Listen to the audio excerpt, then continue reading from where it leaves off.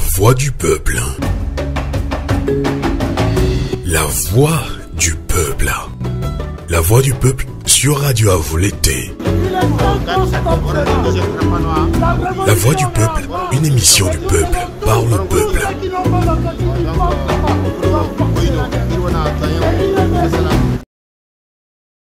Bonjour à toutes et à tous.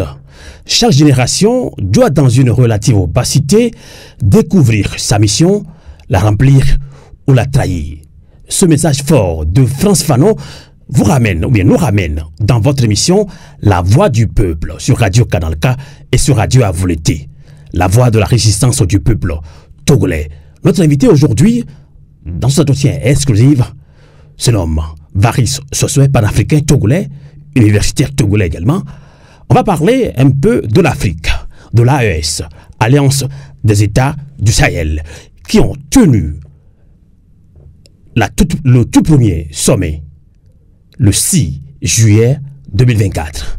On va aller plus loin, puisque nous sommes des panafricains togolais, on va parler aussi un peu de la politique au Togo, de la résistance du peuple togolais. Varis Sossoé, bonjour et bonsoir. Bonjour Amos, plaisir de te revoir dans ce lieu. Tout en forme. Sanctuaire des nouvelles, des informations. Tout à fait. Votre cheveu blanc nous dit beaucoup de choses, la sagesse africaine. Merci. Merci. Alors, Varis Sossoé, vous êtes panafricain togolais. L'AES a tenu le tout premier sommet le 6 juillet à Niamey. Alors, il y a une guerre médiatique surtout pour décourager l'AES. Est-ce que ça promet? La guerre ne promet pas. La guerre contre l'AES ne promet pas. Et ça ne peut pas promettre. Pourquoi? Parce que les chefs d'État, ces pionniers de la révolution panafricaine, disons contemporaine, sont plutôt soutenus par la base, les populations. Et tous leurs discours, notamment le discours de Ibrahim Traoré, par exemple, le discours d'entrée, Ibrahim Traoré du Burkina Faso. Du Burkina Faso a insisté dessus. Que tout ce que nous allons faire, tout le travail, est comme orientation le bien-être de nos populations. Mais ça, c'est... Et il a été adoubé, applaudi par... Mais l'audience était vraiment emportée. Et donc, les trois d'ailleurs, après son discours, il avait... la parole était donnée à Assimi Goïta. Assimi Goïta, un peu détaché de l'invective qui se dégageait de l'apport d'Ibrahim Traoré, je l'ai trouvé plutôt programmatique, dans la mesure où il mettait l'accent sur les étapes à parcourir pour asseoir leur politique AES, leur politique anti-impérialiste. Les trois ont insisté là-dessus. Alors Tiani, n'en parlons plus, avec cette puissance-là de la voix. Et, écoutez, le panafricanisme actuellement a vraiment du vent en poupe. Et nous devons les soutenir. Nous devons les soutenir d'autant plus que quand on observe les critiques, les réflexions par-ci, par-là, on remarque que des gens, parce que la politique de ces chefs d'État nécessite de la rigueur, une orientation idéologique forte. Et parce qu'ils appliquent cela, ces principes-là, beaucoup de gens, disent qu'ils sont en train de brimer la liberté, de brimer les populations, leurs citoyens, etc. Et que, il faut revenir à des formes moins rigoureuses, moins porteuses, qui soient porteuses à terre. Il ne faut pas quand même que, ces militaires aussi, fassent le jeu du pouvoir. Quand on parle de dictature dans certains pays, en Guinée par exemple, le colonel Mamadou Doumbouya, sa gestion du pays ne plaît pas à beaucoup de Guinéens. Oui, tu sais, Amos, dans toutes ces actions-là, il faut de l'équilibre. Et il faut aussi de l'honnêteté. dans toutes nos actions, comme individuelles, familiales, domestiques, comme au niveau aussi de l'État. Il faut toujours cette bonne dose de sagesse, je le réclame, cette bonne dose de rigueur, mais cette bonne dose aussi de bienveillance vis-à-vis du respect de la dignité. Tout est fait dans le sens d'un respect toujours plus grand, toujours plus profond de la personne humaine. Des personnes humaines dont nous avons la direction. Et c'est ça qui est important. Alors, Guinée, on voit qu'il n'est pas membre de l'AES quand même. Pourquoi? Oui. Ben, on voit que son accession, sa prise de pouvoir avait quelque chose qui frisait un peu la France-Afrique, n'est-ce pas? Je reviens sur ma question, je vais en charge. Si on reste toujours sur le tout premier sommet de l'AES, Alliance des États du Sahel, j'ai posé la question tantôt, est-ce que ça promet, c'est-à-dire, est-ce que l'AES sera quand même fort? Oui. Parce que c'est ce que veulent les Africains. Voilà. Alors, j'avais commencé par la guerre qui ne devrait pas promettre, la guerre contre eux. Maintenant, je dirais... Surtout la guerre médiatique. La guerre médiatique. Je dirais le contraire maintenant, et je dirais que l'AES promet. L'AES ne peut que promettre, c'est l'orientation. On va arriver à des contrats gagnant-gagnant. Absolument. Surtout avec l'Occident. Déjà, il y a eu rupture avec des anciens contrats. La rupture avec le pacte colonial qui est balayé de revers de main et puis avec quelle vigueur encore. Et à chaque fois qu'on porte atteinte à ces principes-là établis sans le consentement de nos peuples, l'Occident se plaint.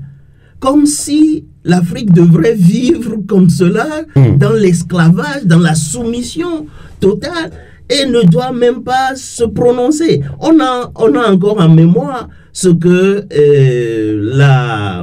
cette dame-là, qui est au sommet aussi de l'Union européenne, j'oublie un peu son nom, mais ce n'est pas grave.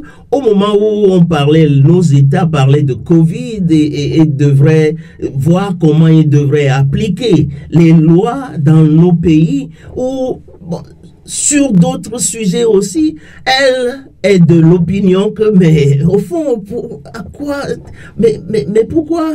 Qu'est-ce qui les regarde, ces Africains-là? C'est-à-dire qu'on nous maintient toujours dans cette minorité d'esprit. Donc, on est encore des sous-hommes ou bien des enfants, n'est-ce pas? À tout le moins des enfants, à qui il faut injecter de bonnes doses de pensée. Donc, on est incapable de penser par nous-mêmes. La même chose on dit c'est la Russie qui nous oriente, la Russie qui nous influence, la Russie qui nous met entre guillemets, sur ses bottes. Non, ça ne peut pas marcher comme ça. Alors, ça promet. Encore une fois, pourquoi ça promet? La majorité de nos peuples sont pour cette action panafricaine qui sous-tend la politique de nos chefs d'État de l'AES. Et eux-mêmes, ils le savent aussi. C'est le même jour, disons, une journée de différence avec la conférence de la CEDEAO, bon, la réunion des chefs d'État de la CEDEAO, ce qui montre très bien que on est un peu dans la confrontation idéologique. Tout à fait. Oui, et donc ça promet d'autant plus que les actions. J'insiste sur ce qu'a réalisé Assimi Goïta. La reprise de Kidal est une action inoubliable pour les Maliens et pour tous ces pays de l'AES. Parce que c'est à partir de Kidal qu'on devrait vraiment avoir une mainmise totale sur le Mali. En moins de 2 ans, Kidal est reconquise. Alors que avec le soutien des grandes puissances et de leurs puissantes armées, pendant 10 ans et plus, il n'y avait rien comme... Tout à fait. Et comme l'a dit le chanteur célèbre africain Tiken Jah Fakoly Ivoirien, on a tout compris. On a tout compris. Alors, on va rester un petit peu encore sur ce premier sommet de l'AES le 6 juillet dernier à Niamey. Discours patriotique, salutaire. Alors, les citoyens africains, que devons-nous faire pour soutenir l'AES, selon vous? nous devons être à l'écoute. Parce que c'est des gens qui voient plus clair. Ils ont fait le terrain de la guerre. Et on leur a privé de la capacité de se défendre. Aujourd'hui, sans avoir fait de suivi de grands cours académiques de sciences politiques, ils sont des gens de terrain. Ils savent mieux que nous, enfin plus clairement que nous, ce que nos pays doivent faire pour se protéger. On ne peut jamais avoir de souveraineté, aucun État, aucun peuple ne peut avoir la souveraineté sans l'intégrité du territoire. Et tout se passe là. Le territoire et les dessous du territoire, tout est là. Alors, pour revenir à ta question, nous, les citoyens, nous ne devons pas nous laisser n'est-ce pas, éjecter, qu'on on ne nous gave pas d'idéologie droit de l'homiste, libertarienne. Alors, il faut une conscience individuelle. Une conscience citoyenne orientée. En tout cas, ce terme d'orientation, j'aime beaucoup. C'est ça, la théologie de l'action, l'orientation de l'action. À quelle finalité est destinée cette action que je pose? À quelle finalité est destinée notre façon de penser, notre soutien à ces chefs d'État? Nous devons faire en sorte que nous pesions à chaque fois le degré de liberté auquel nous avons droit et la nécessité de la sécurité nationale. Les deux piliers sont là, droit et égalité, ou bien liberté ou sécurité. On parle de sécurité du territoire surtout, et tout le reste. Je ne veux pas entrer dans trop de détails parce que ce qui est important, c'est toujours cela qu'on remet en cause. Ah, on a emprisonné ce journaliste parce que il a défendu l'idée qu'on va respecter le droit et les libertés individuelles. Et puis en même temps, le journaliste doit savoir que il faut un minimum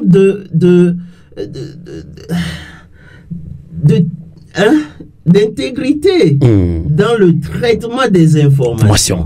On en vient vers ce. Alors, on va essayer d'aller plus loin. C'est-à-dire, nous sommes des Togolais, des panafricains togolais. Vous l'avez dit, il faut un soutien total à l'AES, Alliance des États du Sahel. Absolument. Alors, nous sommes des Togolais. Et ça fait plus de 60 ans, mais presque 60 ans, que le peuple togolais se bat contre la dictature, la plus vieille des dictatures, surtout au monde ou en Afrique, qu'est le Togo. Alors, les journalistes ont leur rôle à jouer dans le traitement des informations. Alors, quelle étude faites-vous du traitement des informations des journalistes en gros au Togo? Puisque le peuple se laisse un petit peu manipuler aussi par certains journalistes qui ne traitent pas comme il faut les informations. En tout cas, il y a une certaine catégorie de journalistes au Togo. On se demande s'ils ont été formés. Est-ce que Radio Avolete en fait partie? Est-ce que nous en désinformons? D'ailleurs, dans mes réflexions, je prenais Radio Avolete comme radio exemplaire. Pourquoi? En tout cas, on ne fait pas l'éloge quand même de ce que nous faisons, mais nous sommes la voix des sans-voix. La voix des sans-voix. Tout journalisme, dans la déontologie du journalisme, la fonction doit viser le bien-être des populations, doit informer. Donc vous pensez que certains journalistes sont manipulés aussi? Ils sont manipulés par le pouvoir, c'est tout à fait normal. Dans toute dictature se nourrit de cela. Il faut tromper, manipuler les consciences. Il faut former le consentement, comme dirait un Noam Chomsky, un grand philosophe américain. Je lui souhaite encore beaucoup de santé, longue vie, et vigueur surtout.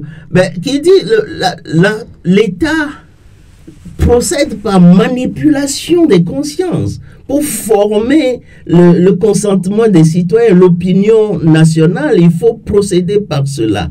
Or, en le faisant, en manipulant les consciences, on va à l'encontre de l'éthique de la gouvernance. La bonne gouvernance ne peut pas faire bon ménage avec la manipulation des consciences. Or, on remarque que l'État togolais, en créant un peu comme au Cameroun aussi, hein, on investit suffisamment, hein, on fait attention à investir suffisamment dans les médias pour que les médias nous soutiennent. En tant que dictateurs, nous devons le faire. Et donc, on voit même des journalistes qui débarquent. On peut critiquer. C'est un phénomène curieux. On critique l'impérialisme, etc.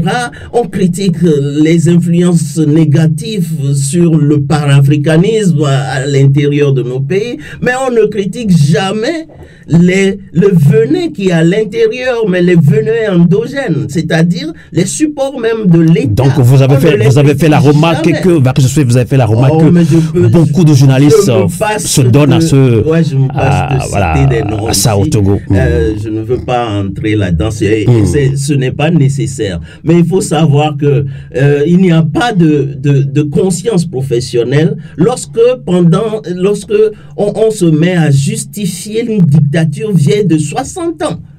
Alors, on fait comme si tout se passe bien au Togo. Hein, des gens qui ont créé des plateformes informationnelles, mais qui sont là à défendre la politique d'un prince qui veut se maintenir au pouvoir et qui est là pour marcher sur les corps, à se baigner dans le sang pour se maintenir au pouvoir. On soutient des gens qui volent, qui font des détournements massifs. Là, vous parlez toujours des journalistes au Togo. C'est les journalistes qui le font. Mais c'est de vrais journalistes, il n'y a rien. Regarde ce qui s'est passé, les dernières nouvelles. Hein?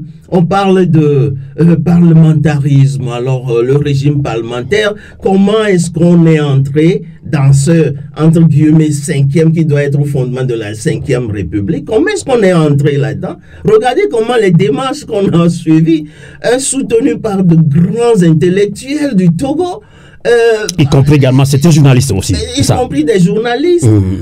Aujourd'hui encore, il y a des journalistes défendre l'indéfendable. Défendre l'indéfendable. On voit tout. Il y a des juristes qui sont au fait des principes du droit, des principes constitutionnels, mais qui disent non, mais qui réclament le retour au peuple par voie référendaire. Avant de procéder à ce changement de régime, non. Certains disent, et puis avec quelle légèreté. Oh non, mais c'est pas grave, on peut avancer. Comme toujours, oh mais le chien envoie la caravane passe, etc. Des choses, vous voyez, on ne peut pas traiter un peuple, une nation entière, on ne peut pas le diriger, la diriger de cette façon. Tout à fait. Alors, devant cette impasse sociopolitique qui prévaut au Togo depuis des années, alors, un nouveau contrat social s'impose à nous tous. Oui. Alors, quelle responsabilité citoyenne? On dit, quelle responsabilité citoyenne vers que ce soit? Encore une fois, je préconise l'écoute attentive de nos grands frères qui ont posé les bases de ce contrat citoyen. J'encourage les universitaires togolais. Voilà, des universitaires togolais. J'encourage les gens à le lire, à relire et à déceler.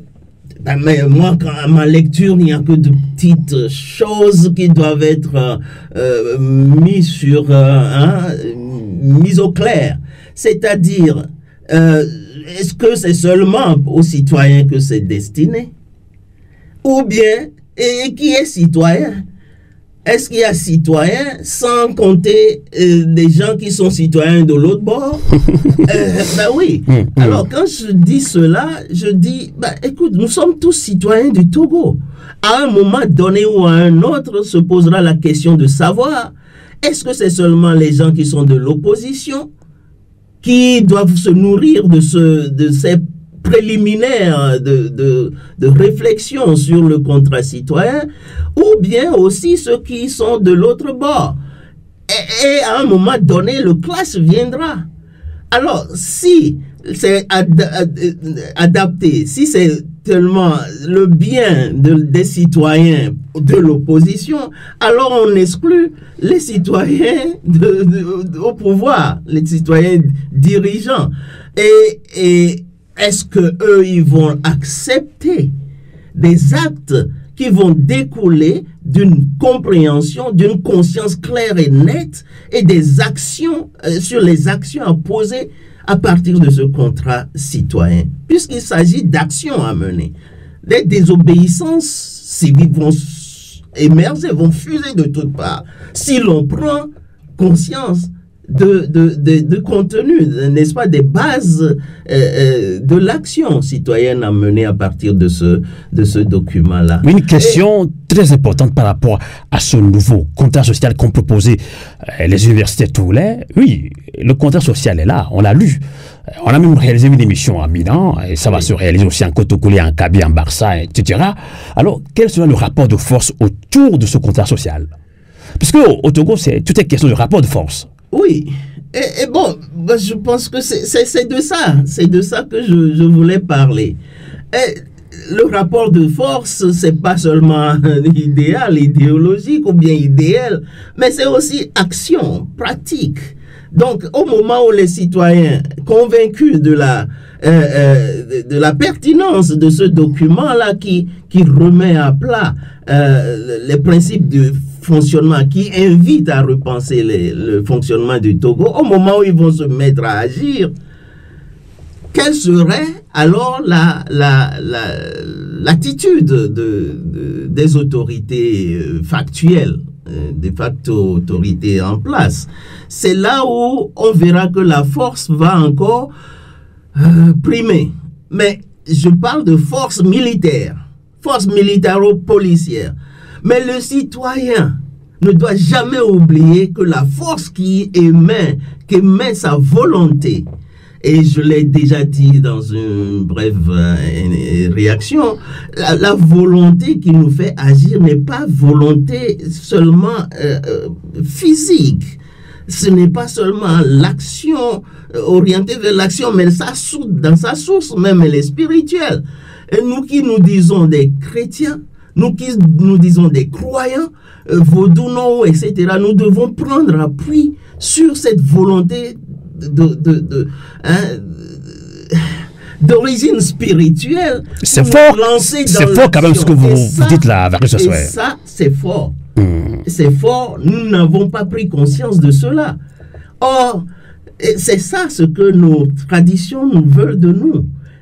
Hein? Donc, on doit tout donner par tous les moyens pour établir un rapport de force. Et c'est là où le rapport de force du citoyen est supplé. Celle de la force militaro-policière qui ne sera jamais appliquée à vitam aeternam. D'abord, la question de savoir, nous sommes de la diaspora. Il faut cesser d'agir avec brutalité, sauvagerie. D'accord, on va arriver à la fin de cet entretien exclusif que vous avez bien vous accordé sur Radio Canal K et sur Radio Avouleté, la voix de la résistance du peuple togolais. Quand on parle de résistance, est-ce qu'on arrive à préparer comme il faut cette résistance? Est-ce qu'on s'imprègne maintenant de ce nouveau contrat social qu'on proposait les universités? Mais on l'a lu, on dit oui, tout est question de rapport de force, on l'a pas, ou on est fatigué, oui, on a tout vu au Togo.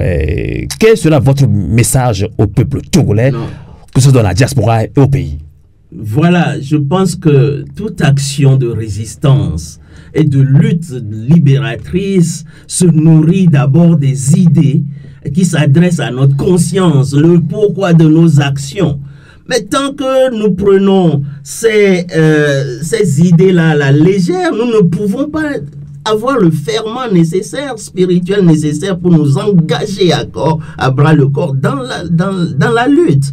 Et c'est de cela que vient notre échec peut-être.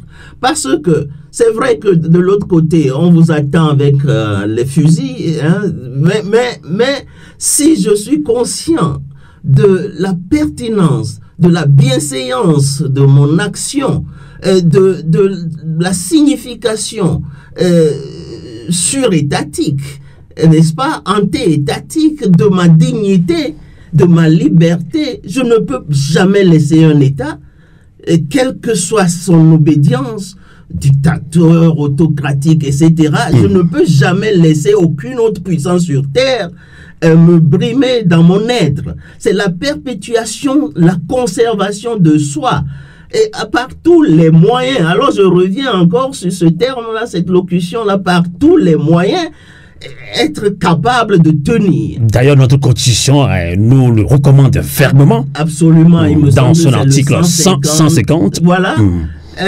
Seul ou en concertation avec d'autres citoyens, on a le droit de se soulever contre tout ce qui attenterait à notre dignité. Varis Oswey, je vous laisserai encore peut-être une minute pour conclure cet entretien exclusif.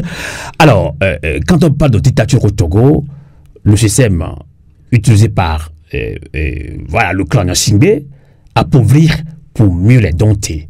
On a réussi, est-ce qu'on a réussi à dompter les peuples togolais? Puisque maintenant, les gens sont fatigués, affamés, ils achètent facilement les 5 000 francs, les 10 000 francs. On a tout vu lors de la dernière élection législative du 29 avril au Togo. 10 000 francs, 20 000 francs, on se laisse manipuler. Alors, dans ce cas, quel rôle doit jouer le peuple togolais?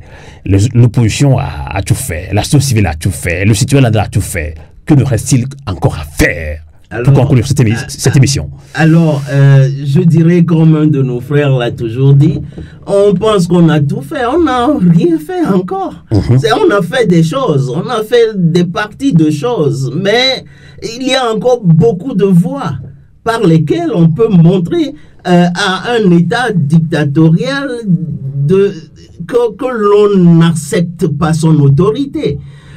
La désobéissance civique. Bon, on parlait de boycott aujourd'hui.